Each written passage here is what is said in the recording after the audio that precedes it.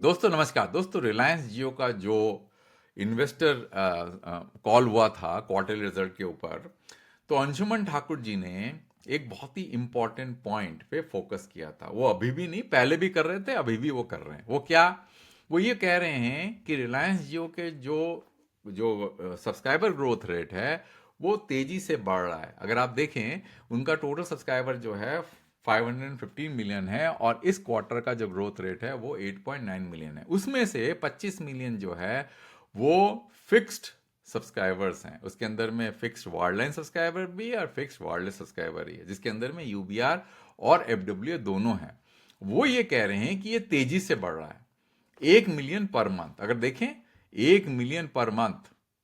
और वो ये कह रहे हैं कि इसमें से जो है आपका जो फिक्स्ड वायरलेस सब्सक्राइबर है उसका बकेट 11.5 मिलियन हो गया है। और ये उनका काफी इंपॉर्टेंट फोकस पॉइंट है। और उनका जो डेटा यूसेज है 40 पीटा, अगर आप देखें इनका जो डेटा यूसेज है, मैं आपको दिखाता हूं, 40.7 GB पर मंथ है। अभी ये बहुत ज्यादा है इंडस्ट्री स्टैंडर्ड के हिसाब से। अब भारती का देखें तो उनका 29 है या 28 है, वोडाफोन का 19 के आसपास है और टीआरआई का एवरेज जो है आई थिंक 25 के आसपास है। तो ये बहुत ज़्यादा है पर कैपिटा डेटा कंजम्पशन। पहले तो हम इस वीडियो में जानेंगे ये जो क्या एप्पल्स टू एप्पल्स कंपैरिजन है, और अगर हम एप्पल्स टू एप्पल्स कंपैरिजन करेंगे तो डेटा कंजम्पशन क्या होगा और ये इतना बड़ा क्यों है। और हम ये भी पता करेंगे इसके बढ़ने के कारण में जो वो फोकस कर रहे हैं होम्स के ऊपर, जो आपके फिक्स वायरलेस सब्सक्राइबर के ऊपर, एफडब्ल्यू और यूबीआर के ऊपर, क्या वो पाथ सस्टेनेबल है। और उसको बढ़ाने के लिए जो उनका पूरा का पूरा जो है ग्रोथ का जो स्ट्रैटेजी है कि 100 मिलियन प्लस होम्स के ऊपर उनका कनेक्शन प्रोवाइड करना, क्या वो सस्टेनेबल है in the existing framework of the network, यही हम समझेंगे इस वीडियो के अंदर में।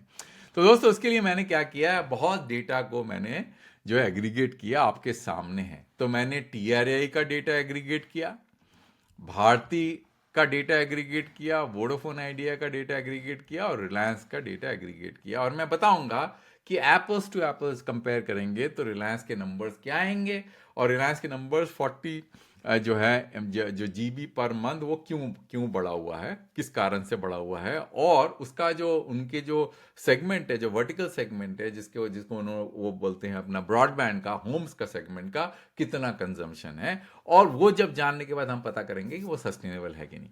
तो दोस्तों टीआरआई का जो ये डेटा है, ये जो सामने मैंने टीआरआई का इंफॉर्मेशन आप एक्सेल शीट में दिया हुआ है, ये आपको टीआरआई के परफॉर्मेंस रिपोर्ट में मिल जाएगा। अगर आप देखें, ये टीआरआई का परफॉर्मेंस रिपोर्ट है जिसके अंदर वायरलेस डेटा यूसेज है, हर क्वार्टर में ये आता है। तो मैंने क्या किया दोस्तों कि टीआरआई का वायरलेस डेटा सब्सक्राइबर्स इस रो में डाल दिया, उनका टोटल जो डेटा जो मोबाइल के लिए है, जो उन्होंने अपने इधर देखिए अपना क्वार्टरली रिपोर्ट के अंदर डाला हुआ है, देखिए 69090 है, ये मैंने डाल दिया है यहाँ पे, इस रो के अंदर डाल दिया। जो लेटेस्ट क्वार्टर था उनका डेटा अभी तो आया नहीं दिसंबर का, तो 690 का डेटा है और पिछला डेटा यहाँ पे है। अब जो जीबी पर मंथ है वो बड़ा आसानी से कैलकुलेट कर सकते हैं। कैसे कैलकुलेट करेंगे?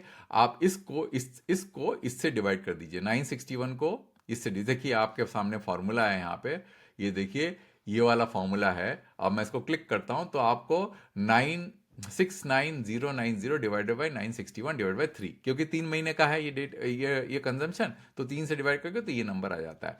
तो अगर आप देखें इस तरह से आप कैलकुलेट करेंगे तो आपके जो है जीबी पर मंथ ये नंबर आएगा और ग्रोथ के नंबर यहाँ पे आएंगे। आप बोलेंगे कि ये नंबर कहाँ से आया, क्योंकि टीआरआई ने तो दिया नहीं।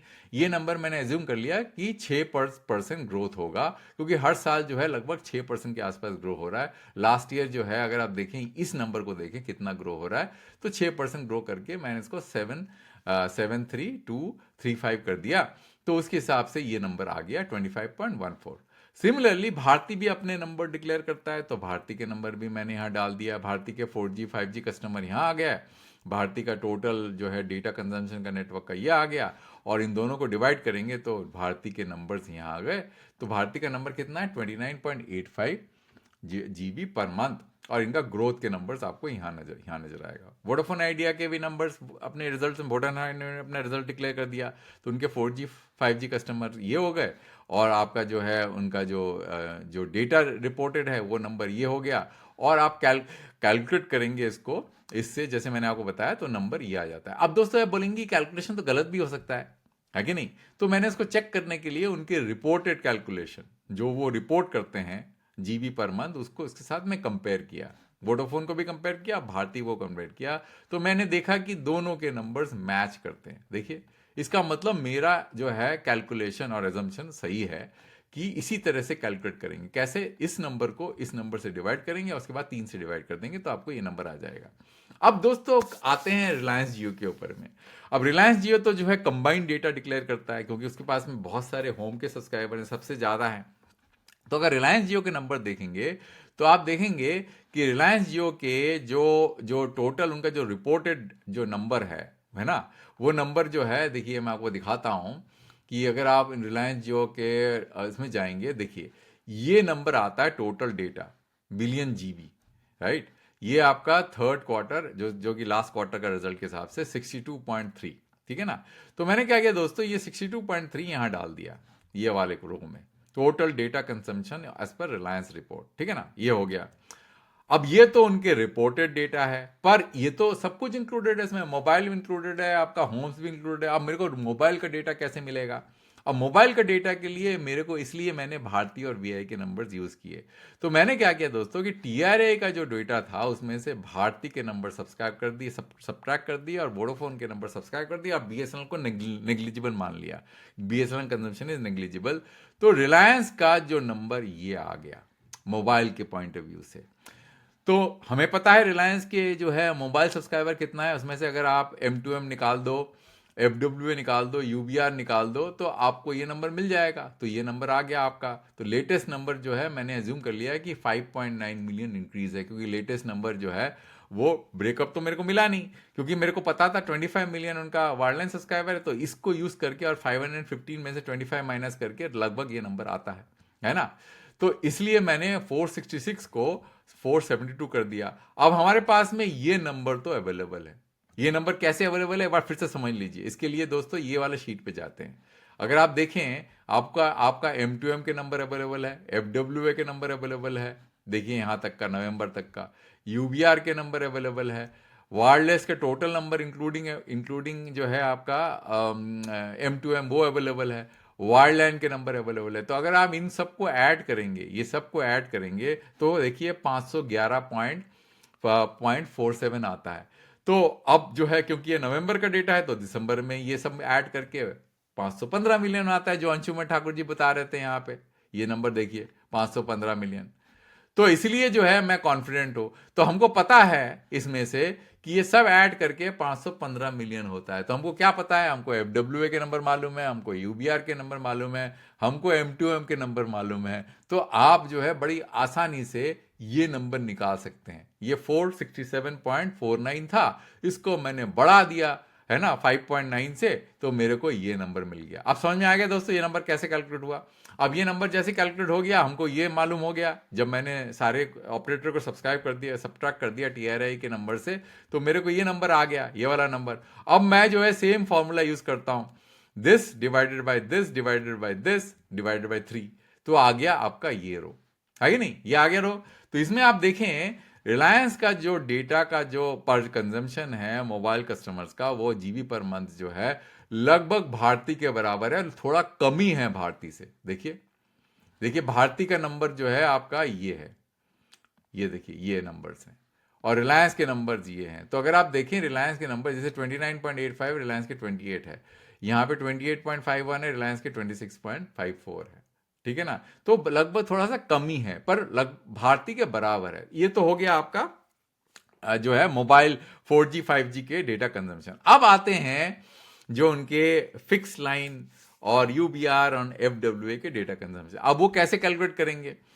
मैंने आपको बताया था, रिलायंस ने अपने क्वार्टरली रिपोर्ट में टोटल डेटा बता रखा है, टोटल सब्सक्राइबर्स बता रखा है उन्होंने। अब क्योंकि टोटल डेटा और टोटल सब्सक्राइबर बता रखा है, तो आप पूछेंगे कि वो 40 वाला नंबर कहां से आया? वो 40 वाला नंबर ऐसे आया क्योंकि उनके पास में 515 मिलियन सब्सक्राइबर्स है, तो उनका जो टोटल डेटा है उससे 515 डिवाइड बाय 3 कर दिया, तो ये 40 वाला नंबर आ गया।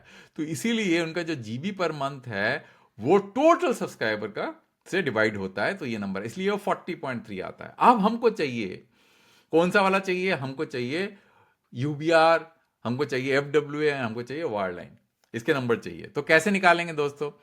अब हम क्या कर सकते हैं कि हम जो है इसमें से, इस वाले नंबर से, ये जो नंबर रिलायंस ने टोटल में से वायरलेस 4G और 5G का जो मोबाइल वाला डेटा को सब्ट्रैक्ट कर देंगे। जब वो सब्ट्रैक्ट करेंगे तो हमारा जो है FW UBR wireline data on the network calculated, ये नंबर आ जाएगा, है कि नहीं दोस्तों?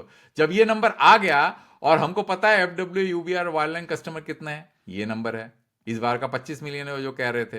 तो आप अब आप क्या करेंगे, आप इसको, ये वाले जो क्योंकि आपको ये पता है, ये नंबर मालूम है, तो आप जो है इसको ये वाला नंबर से इसको डिवाइड करेंगे और 3 से डिवाइड कर देंगे, तो आपको आ जाएगा 302 जीबी पर मंथ। तो अब ये देखेंगे कि जो आपका वायरलाइन यूबीआर एंड एफडब्ल्यूए का जो डेटा कंजम्पशन है वो रफली 324, 314, 306, 302, 305, लगभग 296, अभी 302, मतलब 300 के आसपास है, राइट, लगभग 300 के आसपास, 300 जीबी पर मंथ। अब दोस्तों 300 जीबी पर मंथ का कंजम्पशन है, तो आप बोलेंगे इसमें तो वायरलाइन भी है, इसमें यूबीआर भी तो है, बट प्रॉब्लम है दोस्तों कि वायरलाइन को स्केल करना पॉसिबल नहीं है इतनी तेजी से, यूबीआर को स्केल करना पॉसिबल नहीं इतनी तेजी से, क्योंकि यूबीआर में इंटरफेरेंस बहुत ज्यादा होता है। Only way to scale is आपका जो लाइसेंस स्पेक्ट्रम है 5G, क्योंकि आप यूबीआर को स्केल करेंगे इतना इंटरफेरेंस हो जाएगा कि क्वालिटी जो है बुरी तरह से गिर जाएगी। वायरलाइन में तो ऑप्टिकल फाइबर डालना पड़ेगा, रिलायंस ने तो बहुत दिनों से ऑप्टिकल फाइबर डालना बंद कर दिया। तो अब देखिए दोस्तों कि ये जो यूसेज है ये तो सबके लिए सेम है 302, तो उनका जो वायरलेस का यूसेज है और इससे दोनों को डिवाइड करेंगे तो आपका फैक्टर आता है लगभग 11। देखिए पहले 14.6 था, अब ये घट के जो है लगभग 11 के आसपास, 11-12 के आसपास हो गया है, मतलब 11 times of the total, 11 time consume करता है उनके fixed wireless subscribers, 11 time consume करते हैं मोबाइल सब्सक्राइबर से। अब दोस्तों आप ये सोचिए अभी उनके पास में एफडब्ल्यूए सब्सक्राइबर कितने हैं, देखिए मैं आपको दिखाता हूं एफडब्ल्यूए जो है वो सब्सक्राइबर कितने हैं, वो लगभग जो है 7.8 मिलियन होगा, क्योंकि ये तो नवंबर का डेटा है, 8 मिलियन होगा उनके पास में, तो 8 मिलियन मान लेते हैं। तो 8 मिलियन सब्सक्राइबर्स जो है आप कितना कंज्यूम कर रहे हैं, 8 मिलियन सब्सक्राइबर कंज्यूम कर रहा है 300 जीबी पर मंथ। तो अब एज्यूम पर क्वार्टर में कितना कंज्यूम कर रहे हैं 8 मिलियन, तो 300 multiplied by 8 multiplied by 3, simple, तो ये हो गया आपका 7257.4, है कि नहीं दोस्तों? अब ये तो 8 मिलियन हो गया, अब मैं इसको बढ़ा के अगर 50 मिलियन कर देता हूं, लेट्स से एज्यूम कर 100 मिलियन को छोड़िए 50 मिलियन कर देता हूं, जैसे ही मैंने 50 मिलियन किया तो ये हो गया 45,45359, मतलब मान के चलिए ये 46 मान लीजिए। तो अभी देखिए दोस्तों उनके जो टोटल डेटा अभी का जो उनके 472 वायरलेस सब्सक्राइबर हैं वो करीब 40 के आसपास है। ये तो जो है अगर यहां से अगर आप 8 से अगर 50 मिलियन में जाते हैं तो आप सोचिए कि उतना ही उससे ज्यादा सब्सक्राइबर 472 मतलब 500 मिलियन सब्सक्राइबर के बराबर हो जाएगा, उससे ज्यादा ही। क्योंकि अगर आप देखें आपका टोटल सब्सक्राइबर कितना होगा, टोटल सब्सक्राइबर 50 ले लीजिए और 500 होगा, 500 डिवाइड बाय 50 कितना 10, यहां पे 11 का फैक्टर है। तो सोचिए कि आप इतने सब्सक्राइबर्स इस नेटवर्क में सपोर्ट कर सकते हैं जो कि 300 जीबी पर मंथ कंज्यूम करते हैं, कितना स्पेक्ट्रम चाहिए। और क्योंकि अगर आप देखें रिलायंस के पास में 5G, क्योंकि सारे सब्सक्राइबर 5G में शिफ्ट हो रहे हैं, वो भी कह रहे थे, अंशुमन ठाकुर जी अपने स्पीच में कह रहे थे कि उनका जो 5G का जो शिफ्ट है वो बहुत ज्यादा है। देखिए we have now 65% of share of 5G subscription in India. उनका 5G स्पेक्ट्रम सिर्फ 700 में है और 3.5 में है और 1800 में वो कन्वर्ट कर सकते हैं उसको, बट उसके बाद में तो नेटवर्क कंजेस्ट हो जाएगा, क्योंकि 3.5 के अंदर में तो उनके पास में सिर्फ 100-130 मेगाहर्ट्ज स्पेक्ट्रम है, वो तो नेटवर्क कंजेस्ट हो जाएगा और उनको इंफ्रा में बहुत ज्यादा खर्चा करना पड़ेगा। तो क्या ये स्ट्रैटेजी सस्टेनेबल है वायरलेस के थ्रू? मेरा तो यही क्वेश्चन है। क्या ये नेटवर्क कंजेस्ट नहीं हो जाएगा कुछ दिनों बाद में? उनको और कैपेक्स में खर्चा नहीं करना पड़ेगा? तो यही मेरा पॉइंट था दोस्तों इस वीडियो के द्वारा आपको बताने का, कि ये जो उनका कहना था कि they are doing 1 million homes every month, ये 1 मिलियन होम कब तक सस्टेनेबल है वायरलेस के थ्रू? वायरलाइन में तो कब कर सकते हैं, पर वायरलाइन में भी आपको बहुत ज्यादा कैपेक्स खर्चा करना पड़ेगा। अब ये कब तक जो है ये सस्टेनेबल है, यही देखने की जरूरत है दोस्तों। बस यही मेरा उद्देश्य था दोस्तों ये वीडियो बनाने का। अंत तक देखने के लिए बहुत बहुत धन्यवाद। एक वीडियो दूसरे टॉपिक में जल्दी लेके आऊंगा।